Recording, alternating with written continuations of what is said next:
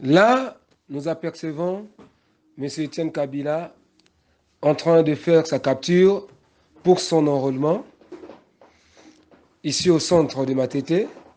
S'il nous permet de nous poser quelques questions, ça sera une très bonne chose pour vous, internautes, puisqu'il fait partie des grands leaders de notre pays.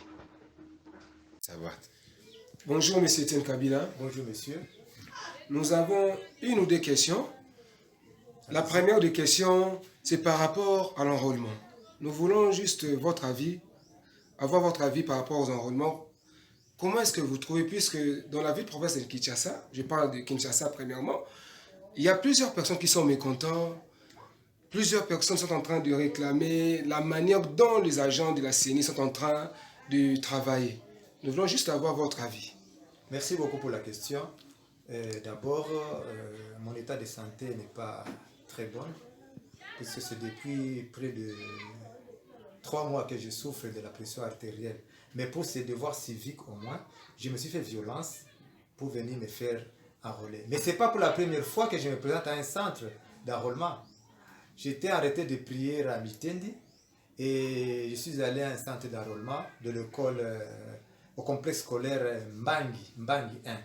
Malheureusement que le président de ce centre avait refusé de me faire enrôler.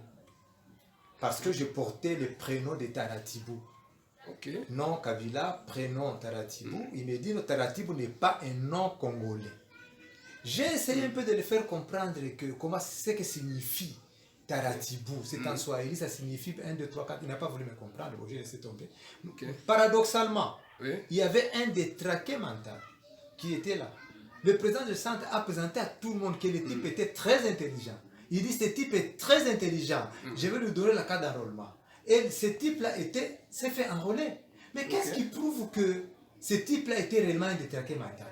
Mais ça pouvait être un infiltré qui s'est passé pour un détraqué mental. Vous sentez vraiment de l'amateurisme dans le travail d'enrôlement. Mais pire encore, plus d'une fois, j'ai vu le président de ce centre-là sortir avec un bout de papier qui remettait aux policiers. Ces policiers allaient dehors, en dehors de l'enceinte, et ils revenaient avec le nom de 4, 5, 6 personnes que lui-même écrivait, moyennant quelques billets de banque. Et c'était les privilégiés du président du centre.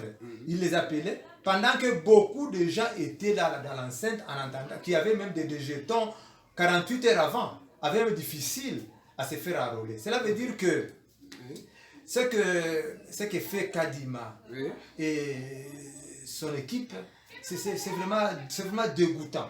C'est vraiment dégoûtant. Mais pour moi, malgré tout cela m'importe peu. Parce qu'ils ont fixé la date du 20, cela m'importe peu. Parce qu'ils ont fixé la date du 20 décembre de cette année pour la tenue des élections. Or, le 20 décembre, c'est le jour de l'anniversaire de ma naissance. Cela veut dire qu'ils ont prophétisé ma victoire. Donc ma candidature à la présidentielle de cette année est prophétique. Qui est tricherie, qui est fraude, je ne sais quoi, cela m'importe peu. Ils ont prophétisé. Là, nous sommes dans le livre de Jean, dans l'évangile de Jean. Jean chapitre 19, versets 21 et 22. Les principaux sacrificateurs des Juifs dirent à Pilate, n'écris pas roi des Juifs. Écrit qu'il a dit, je suis le roi des Juifs. Mais Pilate répondit, ce que j'ai écrit, je l'ai écrit. Qu'est-ce que cela veut dire? Cela veut dire que ce qui est écrit est écrit. Qu'il y ait glissement ou pas, qu'il y ait report des élections, pour moi, cela m'importe peu. Parce que je sais que ça sera ma renaissance, ça sera la renaissance du peuple congolais, ça sera la renaissance des nouveaux Congo. Parce que le peuple congolais, aujourd'hui, a besoin d'un leadership nouveau.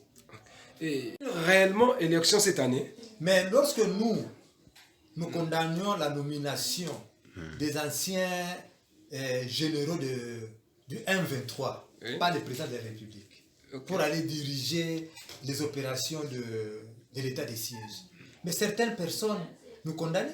Ils disaient que nous étions des traîtres. Aujourd'hui, où sommes-nous?